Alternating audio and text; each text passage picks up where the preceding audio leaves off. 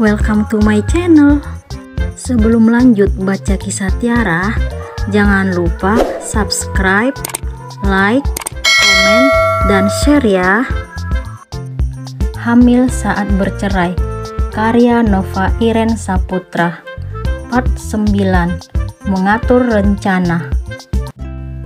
3 bulan tinggal di rumah kakaknya, Tiara dihadapkan pada situasi yang membuatnya bingung. Arya, adik sepupu Haris, tidak berhenti menemui wanita itu.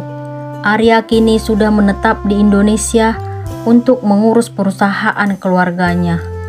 5 tahun berada di negeri orang membuat dirinya jenuh dan meyakinkan hati untuk tinggal di negara sendiri.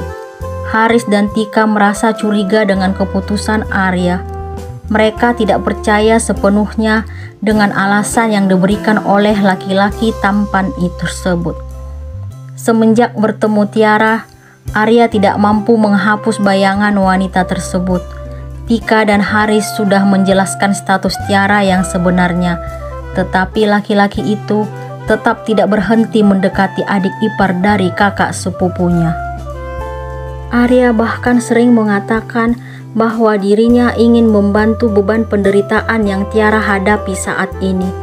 Ia berusaha mendekati wanita itu dan berharap diterima sebagai seseorang yang mampu mengobati luka yang diciptakan Bayu. Akan tetapi, usaha Arya tetap sia-sia. Selama 3 bulan ini, Tiara bahkan tidak ingin memberikan kesempatan kepada Arya untuk berbicara dengannya. Jika laki-laki itu berkunjung ke rumah sang kakak, Tiara dengan sengaja langsung menghindar dan menjauh. Tiara tidak ingin memberikan harapan sedikit pun kepada Arya untuk mendekatinya. Wanita itu merasa risih jika berbincang dengan laki-laki lain dalam keadaan hamil seperti saat ini. Tiara tidak ingin adanya kesalahpahaman antara mereka berdua. "Kenapa Tiara selalu menghindariku, Kak?" tanya Arya kepada Tika. Saat ini mereka sedang berbincang di ruang tamu milik kakaknya Tiara. "Kamu pasti ngerti keadaan dan statusnya saat ini. Tiara tidak ingin dekat dengan cowok lain dalam keadaan hamil seperti sekarang." Tika memberikan penjelasan dan pengertian kepada Arya. 3 bulan bukan waktu yang cepat, Kak. Selama itu Tiara tetap menghindariku. Aku hanya ingin menghiburnya. Aku kasihan melihat kondisinya. "Tapi kok kakak nggak percaya ya?" Haris pun membuka suara. "Maksud kakak?" tanya Arya kepada Haris. "Hanya sekedar menghibur atau ada maksud tertentu? Jujur aja deh." Haris mengangkat alisnya di depan Arya. "Diajak ngobrol aja nggak mau, gimana mau diajak yang lain? Tapi aku nggak akan nyerah. Aku akan tetap berusaha sampai Tiara bersedia berbicara denganku." Arya sangat optimis dengan usahanya. "Maafin Tiara ya, kakak juga nggak ngerti kenapa dia nggak bersedia bertemu denganmu. Mungkin dia masih trauma dengan apa yang menimpanya. Kalau kamu memang benar-benar memiliki perasaan lebih untuk Tiara, kamu harus bersabar. Tapi kakak nggak bisa pastiin sampai kapan dia bersikap seperti itu. Oh ya, apa kamu tetap akan menunggunya? Kakak nggak bisa maksa kamu untuk tetap menunggu. Kamu berhak mencari kebahagiaan." Tika berharap agar Arya dapat berpikir secara realita. "Ternyata kakak tahu kalau aku memiliki perasaan lebih untuk Tiara." Arya merasa kalau istri dari kakak sepupunya sudah mengetahui isi hatinya terhadap Tiara. "Kalau kamu nggak ada hati untuk Tiara, nggak mungkin tiap hari datang ke sini. Tujuannya hanya untuk menemui Tiara, walaupun selalu gagal." Haris pun kembali membuka suara. "Tapi Tiara ternyata susah ditaklukkan." Arya mengangkat kedua bahunya. "Kamu pikir kakaknya nggak susah ditaklukkan?" Haris melirik ke arah istrinya. "Jadi Kak Tika juga sama dengan Tiara?" Arya sedikit terkejut. "Kamu lupa kalau kami dijodohkan? Ya, walaupun kakak sudah lama mencintainya. Beberapa bulan menjadi suami istri, Kak Tika menganggap kakak seperti orang lain." Haris kembali mengingat saat awal menikahi Tika. "Tapi jarak pernikahan kalian dengan kelahiran Alexa hanya setahun. Itu artinya Kak Tika udah cinta dong ke kakak." Arya tampak bingung. Walaupun Kak Tika belum memiliki cinta untuk kakak, tapi ia tetap menghargai pernikahan dan menuruti nasihat orang tuanya. Ia tetap menjalankan kewajiban sebagai istri. "Oh begitu toh kisahnya." Arya mengembangkan senyuman. Udah dong mas, jangan ingatkan aku tentang itu. Saat itu aku belum mampu membuka hati untukmu. Tika memegang lengan suaminya. Arya terharu mendengar cerita tentang perjalanan kisah Haris dan Tika. Ia pun berharap bahwa suatu saat nanti Tiara dapat mengerti dan membuka hati agar dapat mengerti perasaan yang ia miliki untuk wanita itu. Arya benar-benar telah jatuh hati kepada adik ipar dari kakak sepupunya. Usia kehamilan Lisa kini memasuki 9 bulan. Tinggal menunggu hitungan hari, wanita itu akan segera melahirkan anak dalam kandungannya.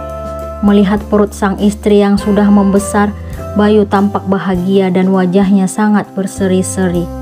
Ia merasa akan segera menjadi seorang ayah. Kehadiran anak yang ada dalam kandungan Lisa sudah lama Bayu nantikan. Ia makin bersyukur karena menganggap Lisa sebagai wanita istimewa yang akan melahirkan penerus untuk keluarganya. Bayu sangat berharap agar bayi yang akan hadir di tengah-tengah mereka berjenis kelamin laki-laki. Ia dan sang istri sengaja tidak melakukan USG karena kelahiran penerus keluarga yang sudah lama dinantikan menjadi kejutan untuk mereka. Rasanya udah gak sabar menunggu kelahiran anak kita sayang. Bayu mengusap-usap perut besar Lisa lalu menciumnya. Iya mas, aku juga. Lisa mengembangkan senyumannya. Aku berharap anak kita cowok. Dia akan menjadi penerus dalam keluarga kita. Dari dulu, mami ingin punya cucu cowok dariku. Harapan itu disampaikan Bayu kepada istrinya. Kalau anak kita cewek, gimana? Apakah dia tidak akan menjadi penerus? Lisa sedikit kesal mendengar harapan suaminya. Tetap jadi penerus dong sayang. Dia anakku, darah dagingku. Dia akan tetap menjadi anak yang sangat aku harapkan. Sudah lama aku menantikan kehadirannya. Bayu mendaratkan kecupan di dahi istrinya. Lisa sangat lega dan terharu dengan apa yang dikatakan Bayu kepadanya. Namun, ia juga merasa takut dan khawatir dengan ancaman yang diberikan Dani 2 minggu yang lalu melalui telepon. Sebentar lagi anakku akan lahir. Kamu harus ingat kalau aku akan mengambil hakku. Dani menyampaikan niatnya kepada Lisa. Aku gak akan biarkan kamu mengambil anakku. Lisa tetap bersikukuh untuk mempertahankan anaknya. Dia ada karena aku, dia darah dagingku. Aku mengharapkan kehadirannya. Tapi aku tidak akan membiarkanmu melakukan itu. Ini anakku dan Mas Bayu. Pede banget kamu mengaku dia sebagai anak suamimu. Sudah jelas kamu mengandung anakku. Lisa, kamu pikir aku bodoh? Lisa saat itu langsung mengakhiri panggilan karena tidak sanggup mendengar apa yang dikatakan Dani. Lisa tidak ikhlas jika Dani mengambil anaknya karena bagi wanita itu, bayi tersebut merupakan anugerah terindah yang membuatnya menjadi ratu di istana milik Bayu. Lisa tidak kuasa membayangkan kalau sampai dirinya kehilangan apa yang telah ia raih saat ini.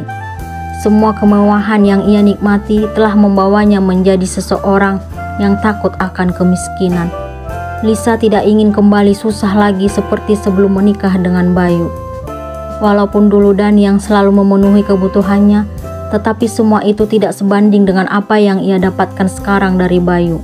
Kekayaan Dani masih kalah jauh dari apa yang dimiliki Bayu. Oleh karena itu, Lisa tetap ingin mempertahankan sang suami daripada mantan kekasih. Kamu kenapa sayang? Tiba-tiba kok bengong? Bayu ternyata menyadari sikap Lisa yang tiba-tiba terdiam. Gak apa-apa mas, Lisa tetap mengelak. Kamu deg-degan ya menantikan saat-saat melahirkan nanti? Iya mas, Lisa kembali berbohong. Padahal saat ini yang membuat dirinya takut adalah ancaman dari Dani. Jangan terlalu dipikirin sayang, harus optimis dan berani demi anak kita. Bayu meraih jemari Lisa lalu menciumnya.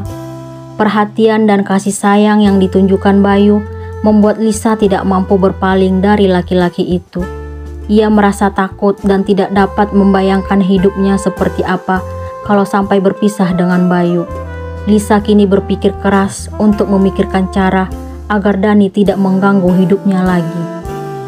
Tiba-tiba Lisa mengingat adik sepupunya yang sangat gemar main lotre dan malas bekerja. Lisa tersenyum dalam hati setelah memikirkan Rio, laki-laki yang amat suka dengan uang kaget.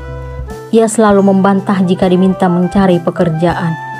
Rio merupakan adik sepupu Lisa yang tidak pernah berusaha mencari pekerjaan. Ia bahkan dengan bangga menumpang hidup di rumah mertuanya. Angan dan hayalannya sangat tinggi, ingin menjadi orang kaya dari hasil lotre. Namun, kenyataannya laki-laki itu justru dihadapkan pada hutang yang kian banyak. Rio sering meminjam uang kepada teman-temannya untuk memasang lotre. Ia tetap yakin bahwa suatu saat nanti pasti bisa mendapatkan apa yang ia inginkan. Namun, sudah berlalu beberapa tahun, dirinya masih tetap menumpang hidup di rumah mertuanya. Apa rencana Lisa sebenarnya?